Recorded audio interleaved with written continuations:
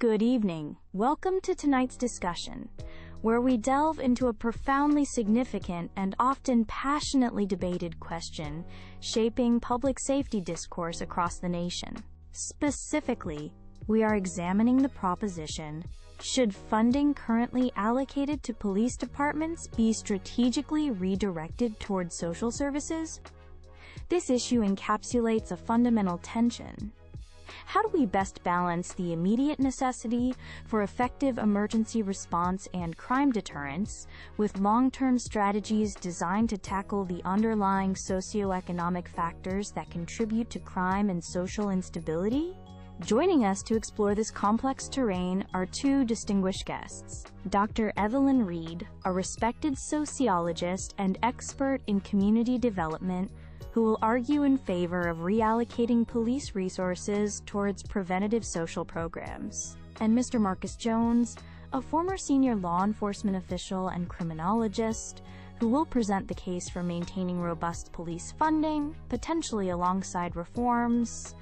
Our format tonight will consist of opening statements from each speaker, followed by a period of rebuttal and discussion, a brief moderated Q&A, and concluding remarks. We begin with Dr. Reed. Dr. Reed, you have the floor. Thank you, Isabel.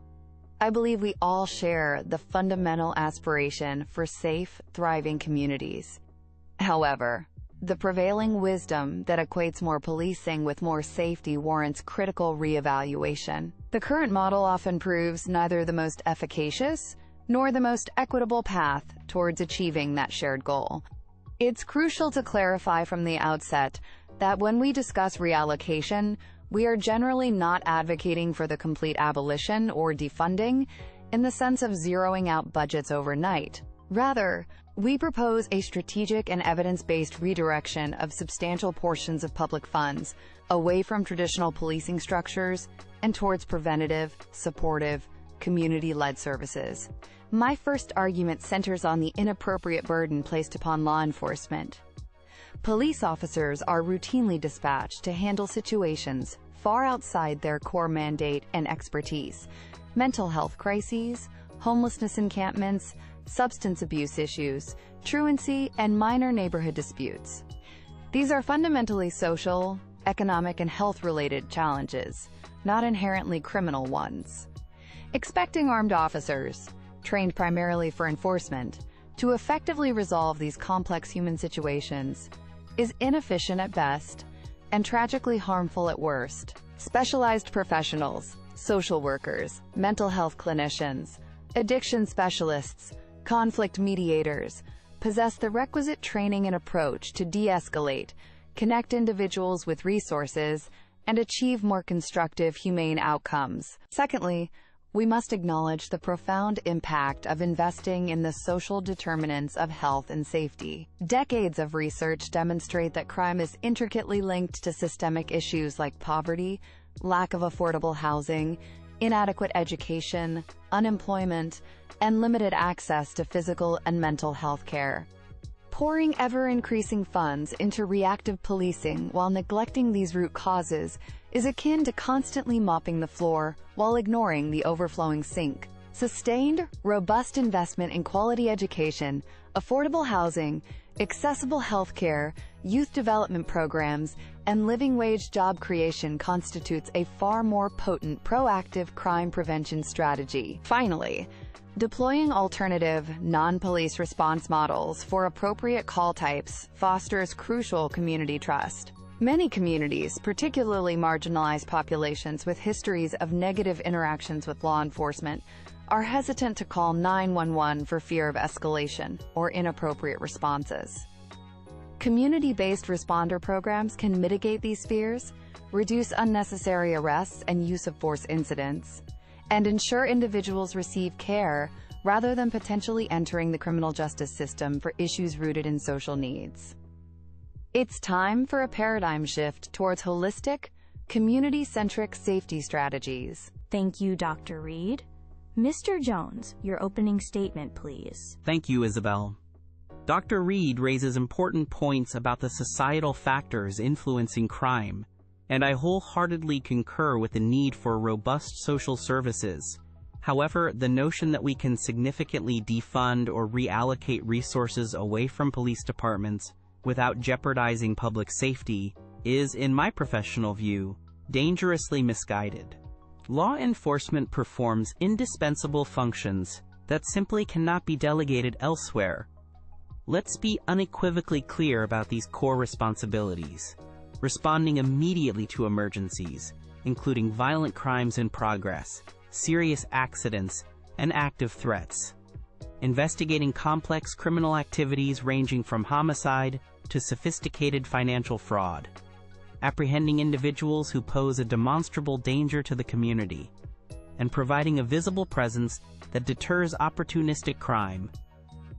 My primary concern with substantial budget reallocation centers on the tangible consequences.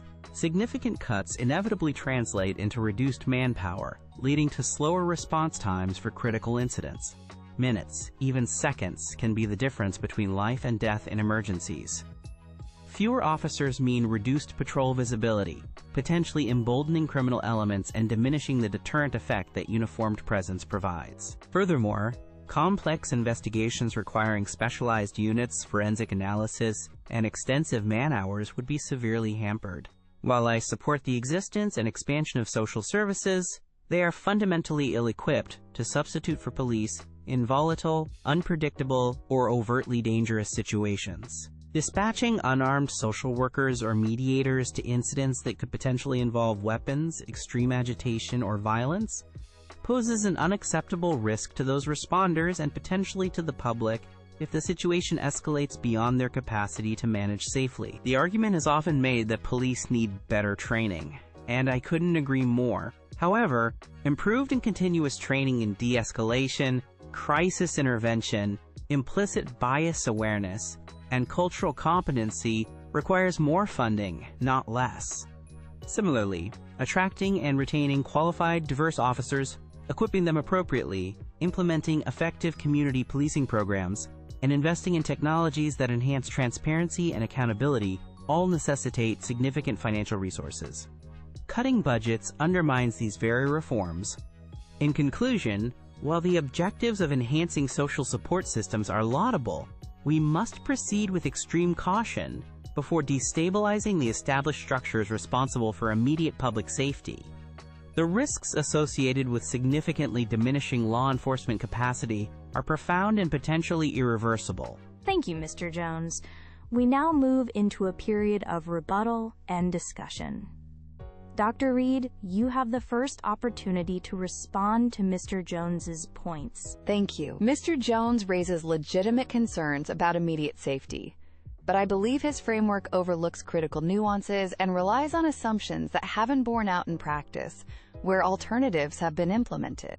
Firstly, the assertion that reallocating funds automatically leads to increased crime is overly simplistic. Crime rates are influenced by a complex interplay of factors: socioeconomic conditions, demographic shifts, even global events like the recent pandemic. Attributing fluctuations solely to policing budgets ignores this complexity. Moreover, the long-term crime reduction potential of sustained social investment, while perhaps not immediate, promises a more durable and just form of safety than perpetual reliance on reactive enforcement. We need to evaluate success beyond short-term crime statistics. Regarding the safety of alternative responders, Mr. Jones' concerns are valid, but often overstated. Programs like Sea Hoots in Eugene, Oregon, which has operated for decades, demonstrate remarkable success and safety. They dispatch medical and mental health professionals to nonviolent calls, handling a significant percentage of the 911 call volume without police backup and with minimal safety incidents. The key lies in robust training, clear dispatch protocols identifying appropriate calls, and integration with the emergency system, not in abandoning the concept. Finally, the idea that police are overburdened is precisely why reallocation makes sense. By diverting the significant volume of non-criminal, social issue calls to more appropriate services, We free up police resources. This allows officers to concentrate on the serious crime and emergency response Mr. Jones rightly emphasizes, potentially improving their effectiveness in those core duties, rather than spreading them thin across myriad social problems they aren't equipped to solve. It's about optimizing resource allocation for better outcomes across the board. And let's not ignore the cost-effectiveness. Investing in preventative programs like supportive housing or addiction treatment is often far less expensive in the long run than the cycle of arrest, incarceration, and emergency room visits associated with unaddressed social issues handled through policing. Mr. Jones, your response? Dr. Reed's points about long-term solutions and optimizing resources are well taken in principle, but the practical realities on the ground present significant challenges that cannot be glossed over. Addressing root causes is undeniably crucial, but these are generational efforts. Communities face immediate threats today. While we invest in long-term social solutions, which I support, we cannot afford to create a vacuum in immediate safety and order maintenance that only a well-resourced police force can reliably provide right now. Waiting years or decades for social programs to yield crime reduction benefits is not a viable public safety strategy in the interim.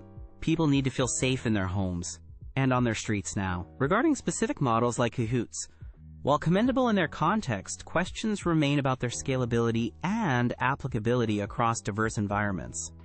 A model successful in Eugene, Oregon may not translate seamlessly to the complexities of a high-density metropolis like New York or Chicago, or areas grappling with significantly higher rates of violent crime and gang activity. The sheer volume and volatility of calls in such areas present different risk calculus. Furthermore, the idea of cleanly separating call types at the dispatch level is fraught with difficulty and potential danger. A seemingly minor disturbance or welfare check can escalate into a violent confrontation unpredictably. Removing police from the initial response equation in too many scenarios introduces a significant element of risk. A more prudent approach might involve enhancing police capacity through co-responder models, where officers are paired with mental health professionals, rather than creating entirely separate, potentially under-equipped response systems for complex calls. This requires investment in policing, not divestment. Lastly, we cannot discount the deterrent value of visible police presence. While difficult to quantify precisely, the presence of uniformed officers on patrol undoubtedly discourages certain types of opportunistic crime. Alternative civilian responders, however valuable in their specific roles, do not replicate this deterrent function. Thank you both. Let's move to a brief, moderated discussion. Dr. Reed, a practical question. If significant funds are reallocated, what does the transition look like? How do you ensure there are no gaps in emergency response capabilities, especially in the initial phases, while these new social service capacities are being built and scaled? That's a critical question. The transition must be phased, deliberate, and data-driven. It's not about abruptly shutting down police services, but rather incrementally building up the alternative response infrastructure, hiring and training personnel, establishing protocols, integrating dispatch systems. Initially, reallocation might focus on funding pilot programs for specific call types proven safe for civilian response, rigorously evaluating their effectiveness and safety. As these programs demonstrate success and capacity grows, the scope can be expanded. Simultaneously, funds could support existing community-based violence interruption programs. Throughout this process, clear communication and collaboration between police, new responder units, and dispatch are paramount to ensure seamless handover and appropriate backup when necessary. It requires careful planning and investment in the transition itself. Mr. Jones, you advocate for reform within policing rather than major reallocation. Beyond funding for training, what specific, actionable reforms do you believe are most crucial for improving police effectiveness and rebuilding community trust where it has eroded? Certainly. Meaningful reform requires a multi-pronged approach. Firstly, enhanced accountability mechanisms are essential. strengthening civilian oversight bodies, ensuring transparent and independent investigations into misconduct, and revising use-of-force policies to emphasize sanctity of life and de-escalation. Secondly, we need a fundamental shift in police culture, moving away from a purely enforcement mindset towards genuine community policing. This involves officers building relationships, understanding neighborhood concerns, and engaging in collaborative problem-solving, not just responding call to call. Thirdly, data transparency is key. Publicly reporting statistics on stops, searches, arrests, use of force, and demographic breakdowns allows for identification of disparities and informed policy adjustments. Finally, diversifying recruitment to better reflect the communities served, coupled with rigorous psychological screening and continuous education on bias, is vital. Perhaps one area of potential convergence. Both of you seem to acknowledge the challenges police face with mental health crises. Do you see potential in hybrid models, like the co-responder units Mr. Jones mentioned, as a widely acceptable starting point? Co-responder models can certainly be a positive step forward and represent a potential bridge. They acknowledge the need for specialized expertise while maintaining a safety net. However, I maintain that for a large volume of calls, where no immediate safety threat is apparent, a fully civilian response is often more appropriate and less likely to escalate situations or criminalize individuals unnecessarily. Co-responder models should perhaps be seen as one tool among several, not the sole alternative. I agree that co-responder models offer a pragmatic and safer approach for many situations involving mental health crises or complex social needs. It leverages the strengths of both police and mental health professionals. It ensures immediate safety can be managed if needed, while providing expert clinical intervention. Expanding these units with dedicated funding represents a responsible evolution of policing that addresses some of the concerns Dr. Reed raised without the inherent risks of completely removing law enforcement from unpredictable scenarios. Thank you. We must now move to closing statements. Dr. Reed, please summarize your position. Tonight, I have argued that reallocating significant portions of police funding towards social services is not a radical risk, but rather a strategic, evidence-based investment in a fundamentally safer, more just, and more equitable society. It is about recognizing that true public safety stems not solely from reacting to crime, but from proactively addressing the systemic inequities, poverty, lack of opportunity, untreated mental illness, and addiction that fuel it. By investing in housing, education, healthcare, and job creation, and by deploying trained professionals to respond appropriately to social and health crises, we build stronger, more resilient communities. This approach promises not only to reduce harm caused by inappropriate responses, but also to foster greater community trust and optimize the use of public resources for genuine human well-being. It offers a chance to move beyond a cycle of reactive enforcement towards proactive, holistic strategies that address the root causes of instability and create lasting safety for everyone. I urge listeners to embrace this opportunity for transformation, to reimagine public safety as something deeply grounded in community support, prevention, and care. Thank you, Dr. Reed. Mr. Jones, your closing statement. While the aspiration for a society where policing is less necessary is one we can all share, the path proposed through drastic reallocation of police funding carries profound and immediate risks that we ignore at our peril. Law enforcement provides essential, non-negotiable services, responding to emergencies, investigating serious crime, apprehending dangerous individuals, and maintaining public order. These functions cannot currently be replicated by social service agencies, however well-intentioned. Undermining the capacity of police departments through significant budget cuts risks slower emergency response times, reduced crime deterrence, and an inability to effectively tackle complex criminal threats, potentially destabilizing the very communities we aim to help. The path forward lies not in dismantling essential services, but in responsible, committed reform. We must invest in better training, robust accountability, meaningful community engagement, and sufficient resources to ensure police can perform their difficult duties effectively, constitutionally, and compassionately. Let us enhance social services alongside and in partnership with law enforcement, perhaps through models like co-responders. But let us not gamble with public safety by precipitously withdrawing the primary responders tasked with confronting immediate danger.